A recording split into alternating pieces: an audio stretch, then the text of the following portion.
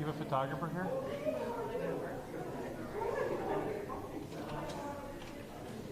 Looks like one.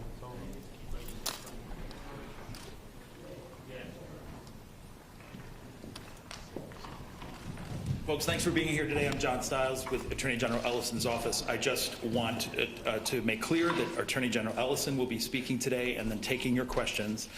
He will not be able to answer any questions about evidence or how evidence is evaluated, any question about witnesses, any question about the timeline of events that led to Mr. Floyd's death, or any investigative detail. It is all under investigation. It is currently confidential, so I just want to set that expectation right now. With that, Attorney General Ellison.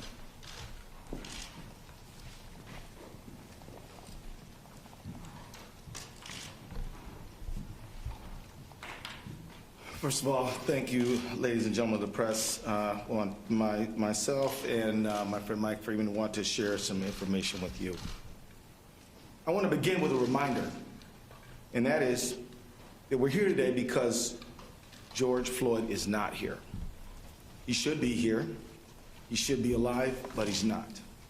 About 9 days ago, the world watched Floyd utter his very last words, "I can't breathe," as he pled for his life. The world heard Floyd call out for his mama and cried out, "Don't kill me." Just 2 days ago, when I became the lead prosecutor in the murder of Mr. Floyd, I asked for time to thoroughly review all the evidence in the case. And we looked at the evidence that's available, and the investigation is ongoing at this time. I also said that I know it's asking a lot of people to give us time, particularly people who have suffered for decades and centuries of injustice, to be patient. And yet, we did get that time. And together, a very strong, experienced team, which included County Attorney Mike Freeman, his team, and my team, we reviewed the evidence together with the BCA, and we have something to announce today. Before I announce it, I want to say thank you for the patience of the people who they've shown me and our entire team in pursuit of justice, and I'm here to make these announcements right now. First, today, I filed an amended complaint that charges former Minneapolis police officer Derek Chauvin with murder in the second degree for the death of George Floyd. I believe the evidence available to us now supports the stronger charge of second-degree murder. We've consulted with each other, and we agree. Second, today, arrest warrants were issued for former Minneapolis police officers J.A. King, Thomas Lane, and Tu Tao.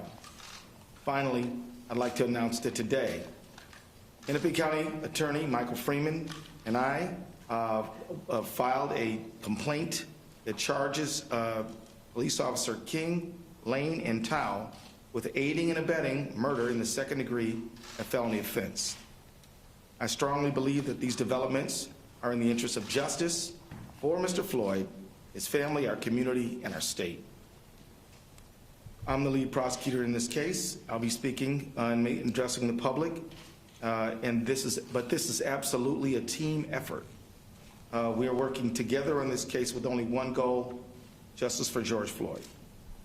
I want to thank first Mr. Hennepin County Attorney Mike Freeman, who has been a true partner in this matter at every step of the way. His experience and insight have been invaluable and will continue to be counted on by the team. I also want to thank County Attorney Freeman's professional staff who have cooperated and worked together with my staff and the investigating officers from the very minute this case started. I also want to thank Superintendent Drew Evans of the Bureau of Criminal Apprehension and his professional staff for the care and speed with which they are conducting this investigation. And I want to thank especially U.S. Attorney Erica McDonald and Special Agent in Charge Rainer Drolskagen, who are conducting a parallel federal color of law investigation. I have heard directly from the leadership of the Department of Justice that there is full support for her leadership in pursuit of her investigation.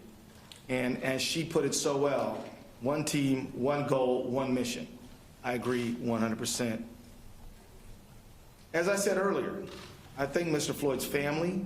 I think, and I can speak for Mr.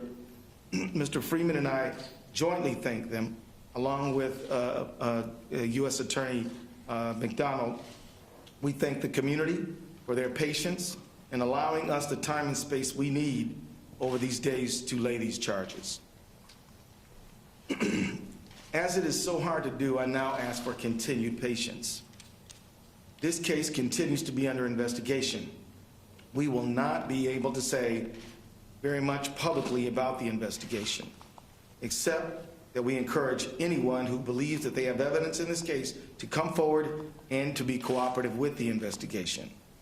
As we develop the case for prosecution, which will also not be able, we will not be able to say very much publicly about it, because our job is to seek justice and to obtain a conviction, not to make statements in the press, but to do our talking in court.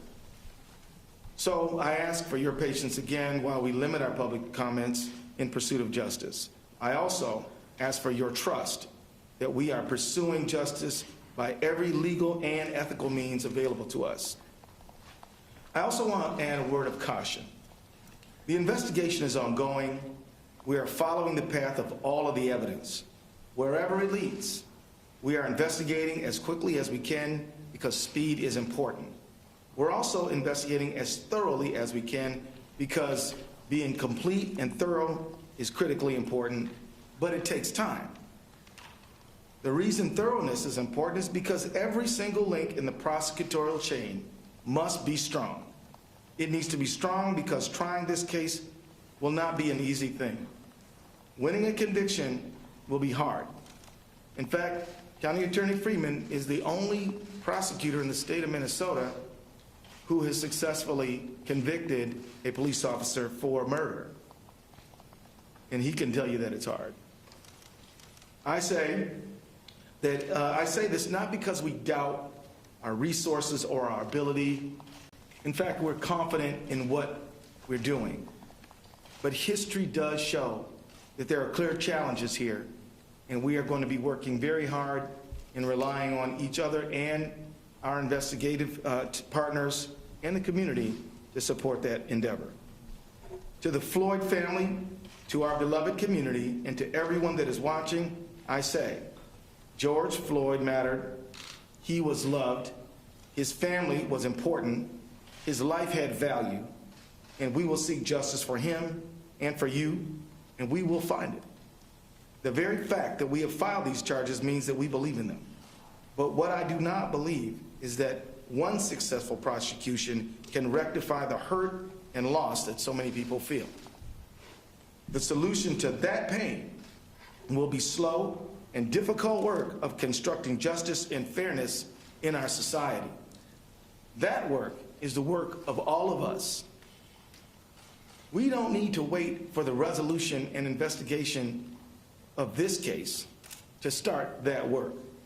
We need citizens, neighbors, leaders in government and in faith communities, civil and human rights activists to begin rewriting the rules for a just society now. We need new policy and legislation and ways of thinking at the municipal, state, and federal levels. The world of arts and entertainment can use their cultural influence to inspire change that we need. There is a role for all who dream of a justice that we haven't yet experienced. In the final analysis, a protest can shake a tree and can make the fruit fall down. But after that fruit is in reach, collecting it and making the jam must follow. The demonstrations and the protests are dramatic and necessary, but building just institutions is more of a slow grind, but equally important. And we have to begin that work as well. We need your energy, and we need everyone's help right now. Thank you very much. We'll take a few questions. General, Yes, ma'am. No one has ever successfully prosecuted a police officer in Minnesota for second-degree murder. Are you concerned at all by going for these tougher charges and the tough charges against the other three officers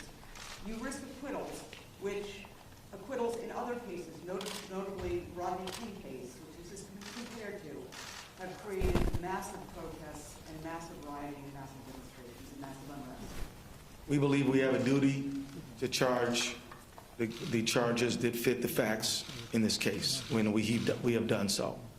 And so our concern is to put all the energy we can into putting forth the strongest case that we can without fear or favor of anyone or anything.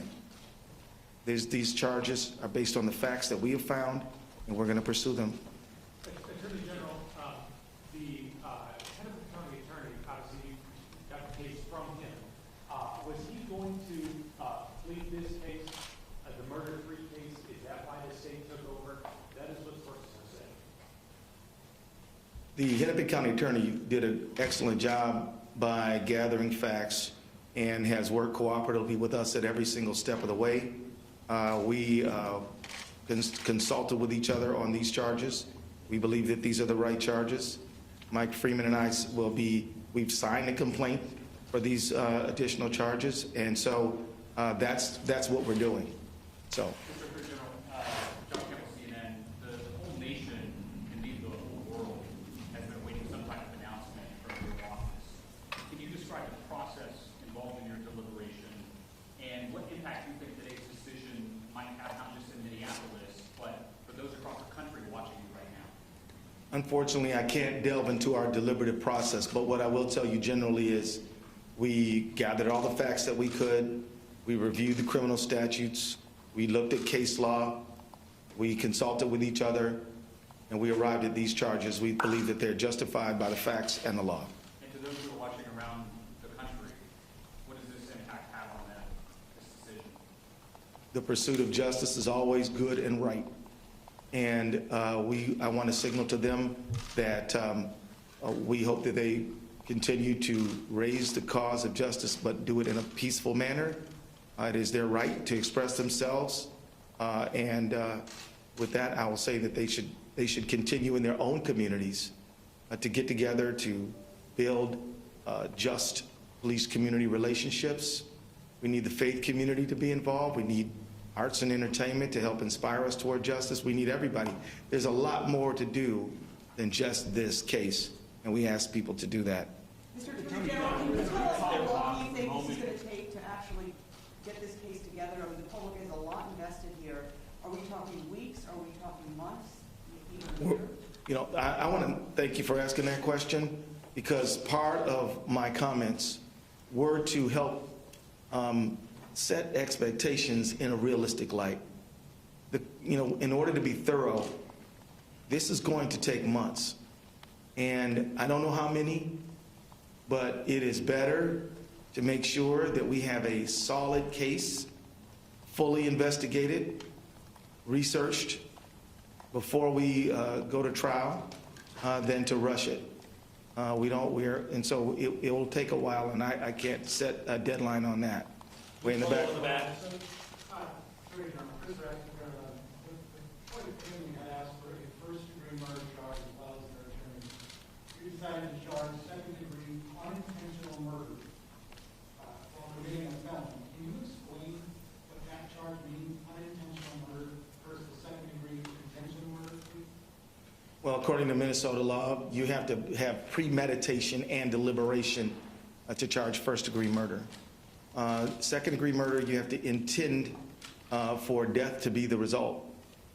For second-degree felony murder, you have to intend the felony and then death be the result without necessarily having it be the intent. So that's the state of the law. So is the felony the manslaughter charge in this case? The felony would be we would contend that George Floyd was assaulted, and so that would be the underlying felony. General, would you accept any plea deals in this, or do you expect all four to go to trial? And secondly, when will the body camera footage be released? I really don't have any idea of what plea negotiations or anything like that. That's simply way too early to begin that conversation. At this point, we are preparing to try this case. If something else happens along the way, we'll see. But at this point, we don't have any plans in that direction. And the body camera footage? That is something that I will I don't have anything to report right now. At this time, we're focused on investigating the case. And so I think at this time, I will consult with the BCA and other partners on the case, and we'll come to a conclusion about that. Again, we believe in transparency, but we also believe in a thorough investigation, most importantly. Have the 3 officers been taken into custody? I'll allow Mr. Drew Evans to address that issue. Yeah. Good afternoon. My name is Drew Evans. I'm the superintendent of the Minnesota Bureau of Criminal Apprehension. We are in the process of taking the officers into custody. I can report that 1 is in custody now, and the other 2 we are in the process of taking into custody and expect them to be this afternoon. Could you talk about, have these officers provided any statements to your investigators, which traditionally happens after a death in custody? Have you spoken with them? I will, as the Attorney General said, we can't speak about all the details of the case other than what's really in the complaint at this time. I will tell you with any investigation, as I've told you all from the very beginning, we have teams of investigators from the BCA jointly investigating this with the FBI, trying to attain all information. In this case, I will tell you that is a regular course of all of our investigations to attempt interviews with all of the officers. We have interviewed numerous individuals in this case, and additional information will be provided as we move forward. Peter Callahan. Attorney General, do you have the folks you need to do this? Will you be seeking something outside counsel, or special counsel that you're authorized to deal with the law? At this time, I believe we have the team to complete this work. I would like to just introduce David Voigt as well. He is a deputy at the Attorney General's office. He heads the criminal division, and he has the lawyers to get this done. And also, we have some experienced lawyers at the Hennepin County Attorney's Office. We're working on this thing together. Great. And here in the blue T-shirt. In terms of the timing of this decision, I know the Floyd family was hoping to be able to have more information on these charges before the memorial tomorrow. How much did that factor into your decision, as well as the protest with them calling for these across the country as well, and the growing unrest there? You know, I can say that I did not allow public pressure to impact our decision-making process. I was prepared to withstand whatever calls came. We made these decisions based on the facts that we have gathered since this matter occurred, and made the charges based on the law that we think applies. So that's my answer. Steve. Yeah. Could you describe a little bit more about your relationship with Mike Freeman, how this has gone thus far, and how you both approach some of these early decisions? It's going fine. It's going great. I spent a lot of time in Hennepin County when I was a trial lawyer myself, and I know I know all the lawyers there. I respect them all, admire them all, and we're going on fine. Can I introduce you? Okay. Andy Lefevre, he represents Hennepin County Attorney's Office, his first deputy for Mike Freeman. Right. Mr. Attorney General, did you suggest that you actually personally would be the prosecutor in this case, that you actually will be in the courtroom? No, that I'm going to let the people who prosecute cases every single day to prosecute this case. Now, it is true that I've tried a lot of cases, and I've tried homicide cases, but on the other side of the courtroom. The people who know how to prosecute, I'm going to let them do that work. Does being a criminal defense attorney help you in terms of drafting these charges?